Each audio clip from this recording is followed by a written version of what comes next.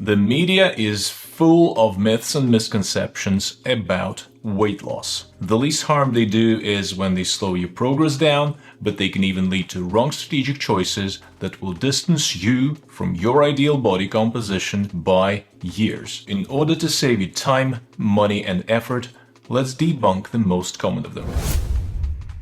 Number 1. Calories don't matter if you eat healthy. Nutrient-dense healthy foods contain calories, and weight loss requires sustained caloric deficit. You must use more energy that you take in, regardless of food quality. Indeed, healthy foods may and will improve satiety, metabolism, and nutrient status, but that will not override energy balance. Number 2. All calories are equal. On one hand, calorie balance matters most for weight change. And if you exceed your caloric goals, albeit with fats, carbs, or protein, you will gain weight. But there is a nuance that foods with different nutrient composition have different thermic effects, which means require different amount of energy for their processing, and also affect hunger and body composition in different way. For example, ultra-processed carbs will promote hunger and overeating. Fats have the lowest of all thermic effect of food, 0 to 3%, which means that consuming 100 calories from fat will net 97 to 100 calories into your calorie pot. At the same time, protein has thermic effect of food of 20 to 30%, meaning consuming 25 grams of protein worth 100 calories will net just about 70 to 80 calories towards your daily total. Protein is also the nutrient that provides most satiety and promotes muscle growth, which will decrease your cravings and increase the mass of metabolically active muscle tissue in your body. Number 3. Carbs make you fat. It's not the carbs that cause fat gain, it's excess calories. Studies comparing low-carb and low-fat diets with equal calories show similar fat loss over time. At the same time, cutting out refined and simple sugars like confectionery, sweetened beverages, and white bread, and replacing them with complex, high-fiber carbs from vegetables, whole grains, and legumes will help you prevent glucose spikes and crashes and decrease hunger and cravings. Number 4. Fat-free or low-fat is always better for weight loss. Again, it's not the fats that cause weight gain. It's excess calories. Adequate intake of dietary fat, whether saturated or unsaturated, is necessary to promote satiety, steroid hormone synthesis, cardiovascular health, and more. What matters is keeping your saturated fat intake within the brackets of sanity, somewhere below 10% of your daily calories, and aiming 6% or less if you have high cardiovascular risk. So don't go fat-free, go fat-adequate. Number 5. Some foods are calorie-negative. You may have come across claims that certain foods like cucumbers and celery are calorie-negative. Well, it's true that foods require energy to process the nutrients that are contained within them. We call that thermic effect of food, which we've mentioned today on a few occasions, but that never exceeds the food's own calorie content. Let's look at celery. 100 grams contain about 15 calories, with about 11 calories coming from carbs with thermic effect of food of 5 to 10%, 2 calories from protein, thermic effect of food 20 to 30%, and 1.8 calories coming from fat, thermic effect of food of 0 to 3%. If we stick with mean values for thermic effect of food, it adds up to 1.5 calories total. And the remaining 13.5 goes straight to your pot. So no, there are no calorie-negative foods. Number 6. You can spot reduce fat locally. Ever watch those videos with millions of views about how you can do a gazillion crunches in 2 weeks and reveal your abs suddenly? Well, here's the truth. When you're in energy deficit, you will lose fat systemically on your thighs, on your bottom, and also on your face. Exercising will strengthen the muscles in the specific area of the body, but will not selectively burn fat there. Number 7. Muscle turns into fat when you stop exercising.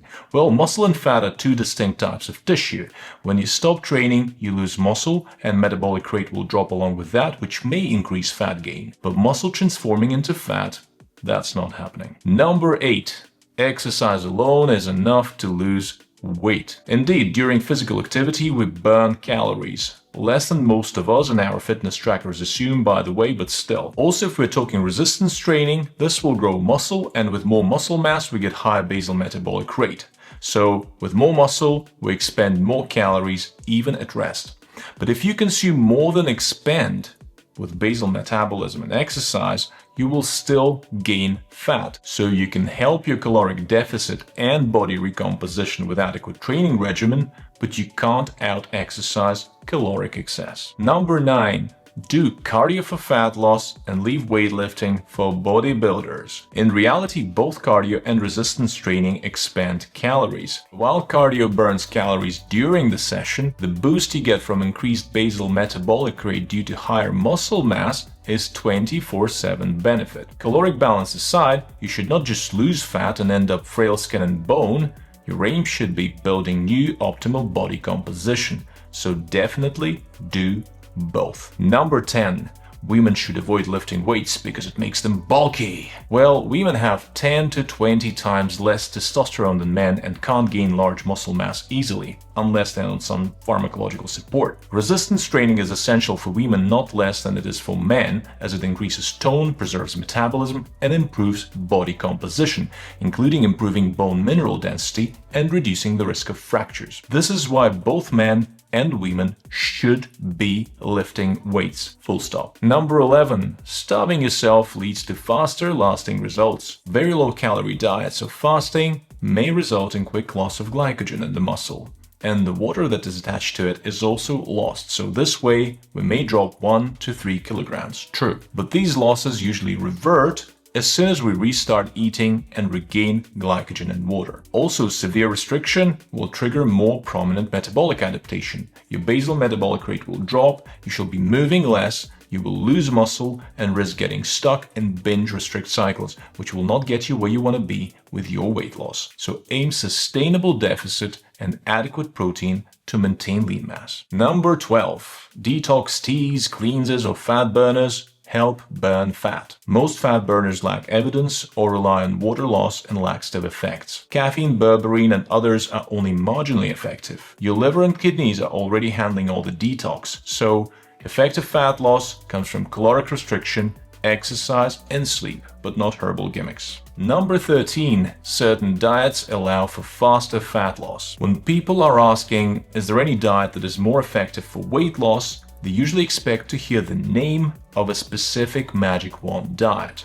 However, the only true answer to this is the conceptual one. And by that I mean the two core concepts of caloric deficit and consistency. Any diet, Mediterranean, ketogenic, paleo, vegan, and so on, can help you lose fat, provided you're in caloric restriction. But also with any diet, if you're in caloric surplus, you shall be gaining fat. So this is not about a named magic wand diet, but rather correct caloric balance for your weight goal. Number 14. Calorie calculators can predict weight loss over time. The theoretical projected weight loss that one could expect from sustainable, not too aggressive caloric restriction would be in the realms of 1 to 1.4 pounds per week. But firstly, these are mathematical prediction models, and secondly, we can't estimate all the components of the net calorie equation precisely. For example, we often overestimate calories spent on exercise, underestimate calories we consume, especially if we are not weighing the food but use AI to analyze our food photos,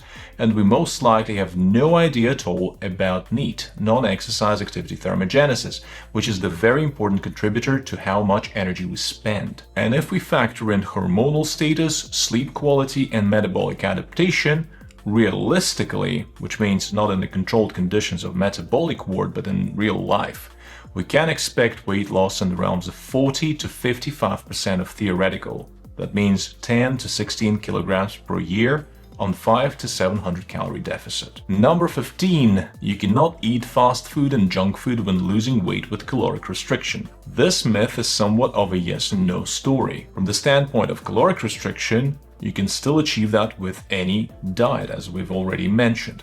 Essentially, you can eat McDonald's all the time and lose weight, provided you're very meticulous with maintaining your caloric restriction. So if you go to McDonald's and quantify your calories very precisely and stick with your 5 to 700 calorie per day restriction, you will be losing weight. However, along with that, you will likely be hungry all the time, with all the glycemic and insulin spikes and crashes that come along with eating fast food, and you will eventually become profoundly metabolically and systemically unhealthy because of nutrient deficiency.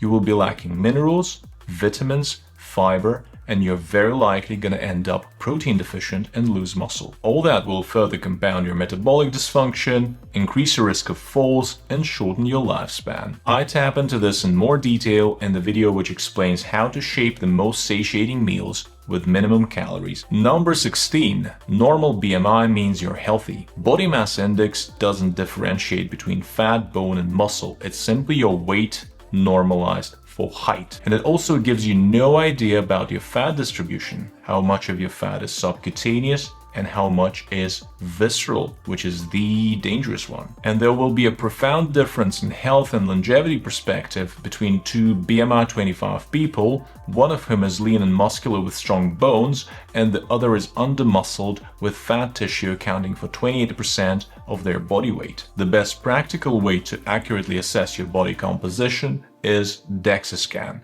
and I strongly advise everyone to do one and watch my video on DEXA. Number 17. Going gluten-free is an effective weight loss strategy. Well, gluten-free diet is a medical necessity for those with celiac disease and non-celiac gluten sensitivity. It's true that you may get some weight loss with that diet, but that's because people are cutting out high-calorie processed junk like pizza, pastries, and bread. But at the same time, many gluten-free replacements are higher in calories, sugar, and fat. There's no inherent weight loss benefit to avoiding gluten itself. Number 18. Drinking lots of cold water burns significant calories. Yes, our body does expend energy to warm ingested cold water to body temperature. However, the energy consumptive effect of that is trivial. For us to warm 1 liter of ice water from 0 to 37 degrees Celsius would require approximately 37 kilocalories, which is a negligible amount.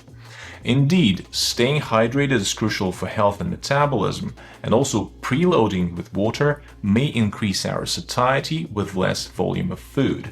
That's good for water, but relying on cold water for meaningful calorie expenditure is ineffective, to say the least. Okay, there's many more of myths surrounding weight loss and body recomposition.